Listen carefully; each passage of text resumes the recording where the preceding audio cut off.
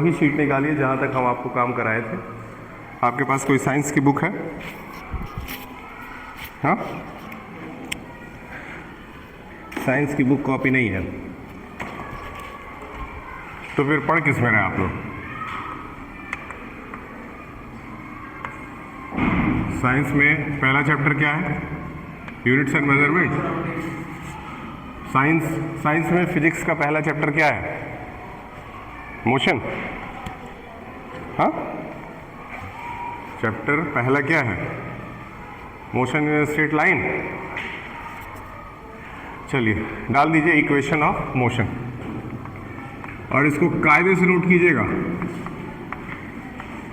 Equation of motion, ये जो अभी पढ़ाएंगे ये सीधे सीधे एग्जाम में आएगा,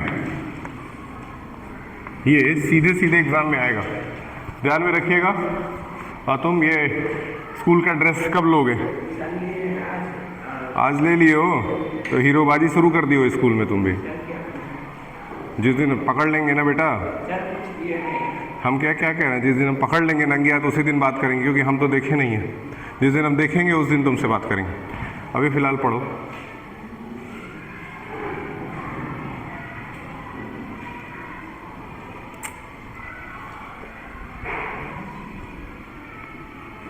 ठीक, इसमें 3 इक्वेशंस के बारे में हम लोगों की बात हुई थी। पहला इक्वेशन था हमारा v is equal to u plus a T.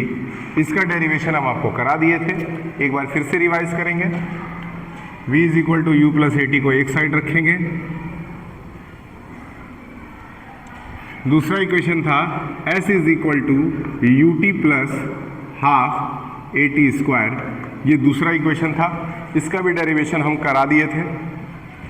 अब आते हैं तीसरे पे।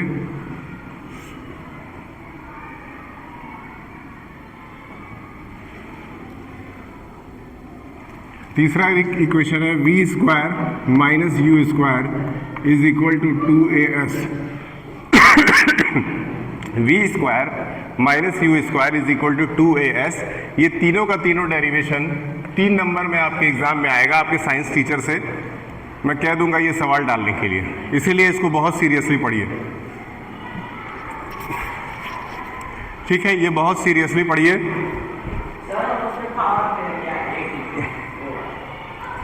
s is equal to u t plus half of a t square है, यहाँ पे पावर 2 लगा हुआ है और यहाँ पे दोनों पे स्क्वायर लगा हुआ है। ठीक है, चलिए अब इसको बारी बारी से पहले सॉल्व करते हैं। उस दिन जो लोग नहीं आए थे उनके लिए फिर से एक बार बता दें कि v जो होता है वो फाइनल वेलोसिटी कहलाता है। फाइनल वेलोसिटी, फाइनल वेलोसिटी का क्या मतलब है कि जब बॉडी चलते चलते रुक रही थी तो एंड में उसकी वेलोसिटी कितनी थी, उसको हम लोग क्या कहेंगे? फाइनल वेलोसिटी कहेंगे। अंत में, अंततः मतलब आप गाड़ी से जा रहे थे और जब आपको रुकने का समय आ गया तो सीधी सी बात है आपने ब्रेक लगाया होगा, तो जस्ट जब ब्रेक अप्लाई किया गया तो लास्ट में जितनी वेलोसिटी थी वो क्या कहलाई? फाइनल। जबकि इनिशियल वेलोसिटी जो है उसको u से दिखाया जाता है और इनिशियल का मतलब होता है स्टार्टिंग में वेलोसिटी कितनी थी, स्टार्टिंग में वेलोसिटी कितनी थी, इसी को हम लोग कहते हैं इनिशियल वेलोसिटी। याद रहे, इनिशियल वेलोसिटी का मतलब है कि जब चलना शुरू किए ना गाड़ी लेकर के, उस समय हमारी वेलोसिटी क्या थी, वो क्या कहलाएगी? इनिशियल वेलोसिटी कहलाएगी। याद रहेगा, याद रहेगा ये? ठीक, आगे बढ़ते हैं। इनिशियल वेलोसिटी के बाद a की वैल्यू भी हम लोग को नोट कर लेनी चाहिए।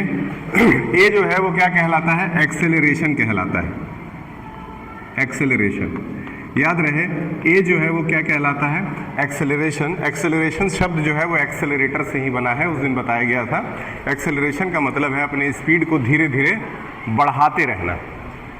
याद रहे, एक्सेलरेशन शब्द का मतलब है अपने स्पीड को धीरे धीरे इंक्रीज करते रहना। When you are increasing your speed over a period of a time it is called acceleration. और लास्ट में आपका क्या आता है? t। बहुत बेसिक चीज़ है, t से हम लोग किसको दिखाएंगे? टाइम को दिखाएंगे। लेकिन इसके साथ एक s भी आ जाता है और s जो है वो डिस्टेंस कवर्ड को दिखाने के लिए यूज होता है। याद रहे, डिस्टेंस कवर्ड। इतनी चीज़ें आपको पता होनी चाहिए। 3 नंबर का ये सवाल आपके एग्जाम में इस बार आएगा, इसलिए इसको बहुत सावधानी से सीख लीजिए।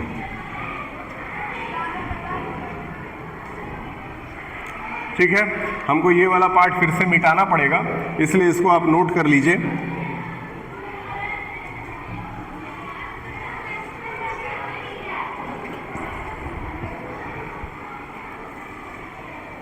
ठीक है, चलिए इसको मिटा देते हैं और यहीं पे इसका डेरिवेशन करेंगे। पहले वाले सवाल का डेरिवेशन इधर ही कर डालेंगे। इसके लिए हम लोग यूज़ करेंगे एक्सेलरेशन का फॉर्मूला। एक्सेलरेशन का फॉर्मूला क्या होता है? v minus u upon T. इसके पहले वाले लेक्चर में भी ये कराया गया था, v minus u upon T. Note कर लीजिए, एक्सेलरेशन इज इक्वल टू क्या होगा? v minus u upon T. ये आपके फर्स्ट चैप्टर से, फिजिक्स के पहले चैप्टर से लिया गया है। अब आपके टीचर ने मोशन में आपको क्या क्या पढ़ाया है, उसका आपके पास कोई नोट्स है? दिखाइए।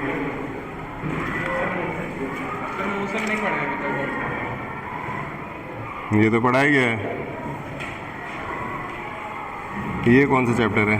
ये तो चेंज इन मोमेंटम है, तो न्यूटन्स लॉ है। न्यूटन्स लॉ पढ़ाया जा रहा है। हाँ,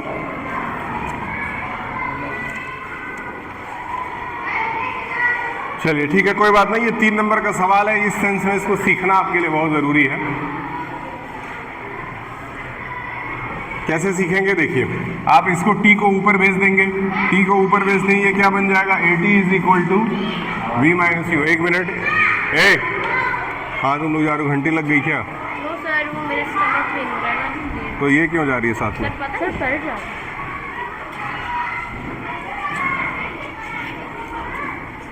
ठीक, ये t जो है वो ऊपर शिफ्ट होकर के 80 से मल्टीप्लाई हो गया। उसके बाद ये बन गया v minus u is equal to 80।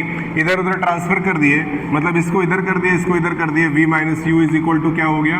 80। ये सबसे सिंपल डेरिवेशन है इसका, जो कि आपके एग्जाम में पूछा जाएगा। अब इस नहीं, दोनों तरफ सेम सेम होगा, कट जाएगा। v माइनस यू अपॉन 80, ये आपके लेक्चर में जो आपके टीचर ने लिखवाया है, एक जगह फॉर्मूला आपको लिखवाया गया है, f is equal to m into v minus u upon t. लिखवाया गया है ना, है कि नहीं है? ये फॉर्मूला उपकार जी ने आपकी कॉपी में लिखवाया है। इसका सीधा मतलब है कि ये वाला जो पार्ट है, इसका मतलब आपको पता होना चाहिए। सही है? इसका मतलब क्या है? इसका मतलब ही तो एक्सेलरेशन है, a है। v minus u upon T की वैल्यू a है। तो ये पढ़ाया ही जाता है फर्स्ट चैप्टर में, मतलब पहले ये पढ़ा दिया जाएगा, तब ना इसका इस्तेमाल सिखाना है। इसलिए इसका सीक्वेंस जो है वो गड़बड़ है। तुम भागो यहाँ से, तुम इधर आओ, जाओ नीचे।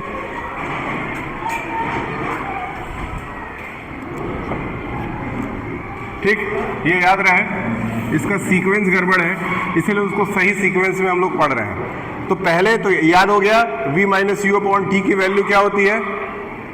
किसी टीचर के पास जाओ, नीचे जाओ, मैम को बता दो गले में दर्द हो रहा है, और तुम ज्ञान मत दो, पढ़ो। ठीक, ये याद रहे। अब आगे बढ़ते हैं।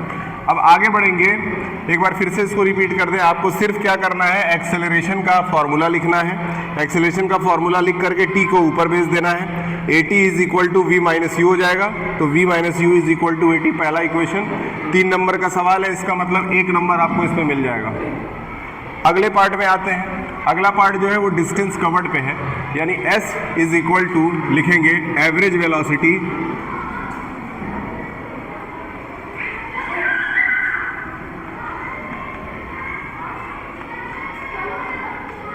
Average velocity into time. Formula अभी तुरंत इसी समय याद कर लीजिए। Distance is equal to average velocity into time. Distance is equal to average velocity into time.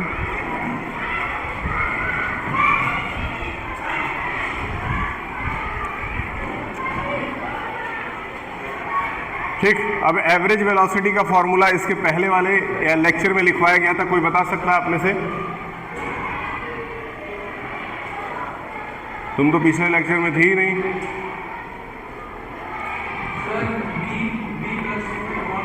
v plus you upon 2, ये फॉर्मूले याद होने चाहिए।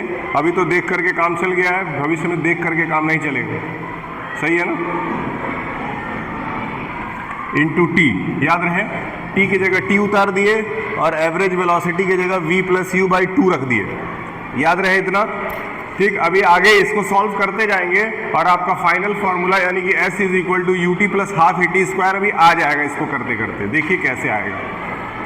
अब हम लोग अगले स्टेप में क्या करने वाले हैं, s is equal to v के जगह v का फॉर्मूला रखेंगे। यहां से कोई v की वैल्यू बता सकता है? v इज इक्वल टू क्या होगा, u प्लस, होगा कि नहीं होगा, यहां से होगा। तो v is equal to u plus a t जो है वो v की जगह रख दीजिए, यानी अब v की जगह क्या रखेंगे, u प्लस। तो v की जगह हम लोगों ने क्या रख दिया, u प्लस ए टी, लेकिन साथ में एक और u था और नीचे एक 2 था और इधर एक t था, ये पता होना चाहिए। क्लियर है? u और u, s is equal to u plus u मिला करके 2u plus a t upon 2 into t. ठीक, उस दिन इसको सॉल्व करना सिखाया गया था, कैसे करेंगे ये आपका ब्रैकेट में है, ये आपका ब्रैकेट में है। क्लियर है? अगर ब्रैकेट में है तो इसको अब चलिए मल्टीप्लाई करते हैं और तुम बताओगे, समीर बताओ, t को अगर 2u से मल्टीप्लाई करेंगे तो आंसर क्या आएगा? t को अगर 2u से मल्टीप्लाई कर दिया जाए तो आंसर क्या आएगा?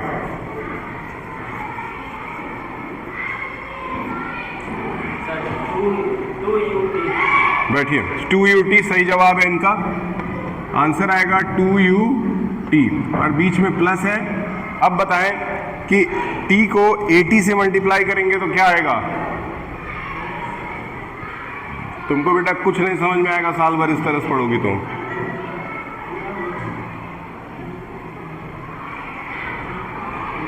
चलो सिंपल क्वेश्चन है, t को 80 से मल्टीप्लाई करेंगे तो आंसर क्या आएगा? अंशिका, t को 80 से मल्टीप्लाई करने पे आंसर क्या आएगा? 80 स्क्वायर। बैठिए सब लोग, ये सिंपल चीजें नहीं बताएंगे। ये नीचे 2 आ गया, दोनों के नीचे 2 आ गया, 3 नंबर का सवाल है, याद रखिएगा। ये एग्जाम में आपके आ रहा है, 1 नंबर यहां से और आपको मिल जाएगा।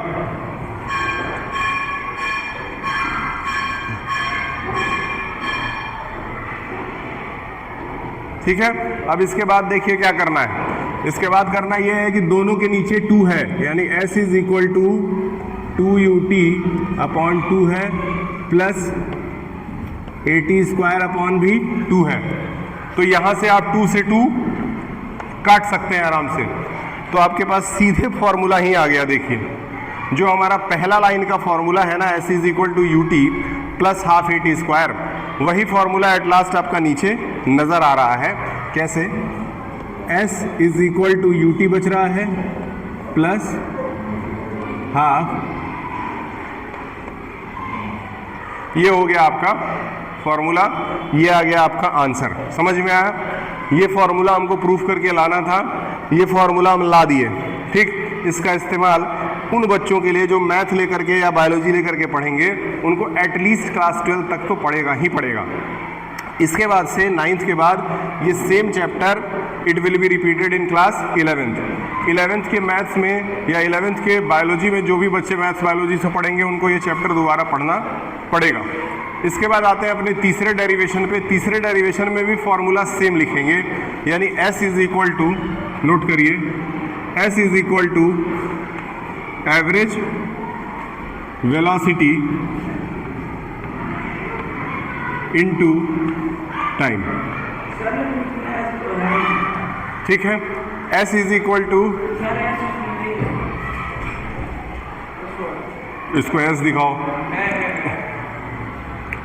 लास्ट में s है, 2as।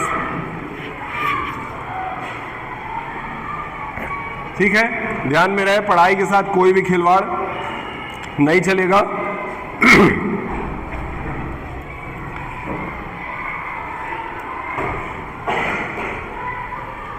अगर किसी दिन बाई चांस किसी टीचर के एब्सेंट होने की वजह से आपकी कोई पढ़ाई नहीं हुई है तो वो आप लास्ट पीरियड में उसको कवर करके ही जाएंगे।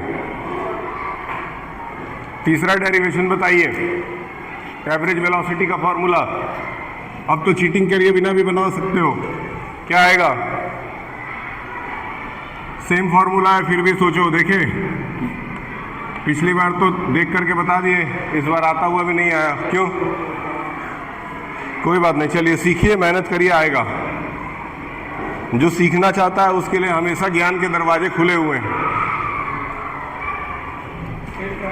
बताएं। अब यहां से मेरा एक सवाल है कि यहाँ आपको करना क्या होगा, इसको आप एक ब्रैकेट में छोड़ दीजिए और हमको टी का फॉर्मूला बता दीजिए। आपके लिए एक सवाल है, आप हमको टी का फॉर्मूला बताइए। इस इक्वेशन से टी का फॉर्मूला बताइए। From this equation tell me the value of t. इस इक्वेशन से टी की वैल्यू हमको बताइए। आपका है, ठीक है, 5 मिनट आइए, बैठ जाइए, ठीक है।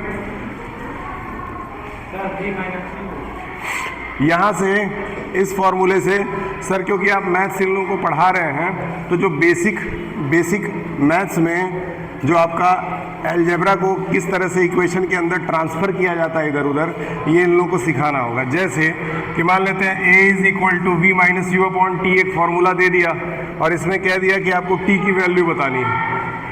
इस इक्वेशन में कह दिया t की वैल्यू बतानी है, तो नॉर्मली t को आप ऊपर ट्रांसफ़र कर दिए, a को नीचे ले आए, है ना, तो आप t की वैल्यू यहाँ बता दिए। तो इस तरह की बेसिक चीज़ें इन लोगों को भी नहीं आती हैं, तो इन सब चीज़ों पे ध्यान देना है, ये ध्यान देना है। तो यहाँ से t की वैल्यू क्या आएगी बताएं? यहाँ से अगर t की वैल्यू निकाली जाएगी तो t ऊपर चला जाएगा, a नीचे आ जाएगा, यानी कि v माइनस यू अपॉन ए आएगा। वही चीज़ यहाँ पे हम लोगों को रख देना है, v माइनस यू अपॉन ए। अब यहाँ पे मैथ्स का यूज़ है, यहाँ मैथ्स का यूज़ हो गया, कैसे बताएं? यहाँ है v प्लस यू और यहाँ है v माइनस यू। या क्या ये मैथ्स के किसी फॉर्मूले से लिया गया है? किस फॉर्मूले से लिया गया है? आप में से कौन बता सकता है? ये मैथ्स के ही किसी फॉर्मूले से सॉल्व किया जा सकता है, v माइनस यू और v प्लस यू। हाँ, ये अलजेब्रा के किसी फॉर्मूले से किया जा सकता है। फैक्टराइजेशन चैप्टर कराते समय ये इक्वेशन बताया भी गया था। क्या है मोहम्मद, क्या आएगा?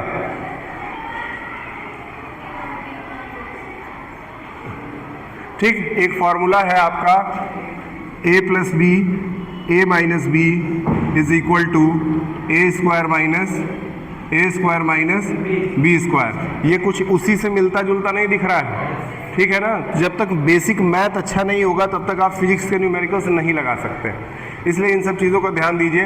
अगर सामने सामने मल्टीप्लाई करेंगे तो हो जाएगा v square minus u square, clear है। और इसके नीचे है 2 इंटू ए जो कि बन जाएगा 2a, क्लियर है, सिंपल है। अब 2a को इधर अगर शिफ्ट कर दें समीर, 2a को अगर इधर शिफ्ट कर दें तो 2a और s मल्टीप्लाई होके क्या बनेगा?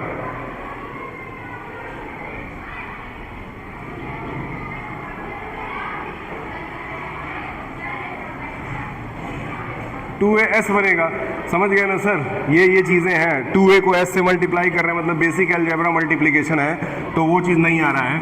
तो कहने का मतलब है कि आपको यहाँ से बहुत कुछ आइडिया मिलेगा कि इनको किस तरीके से आगे लेकर के चलना है।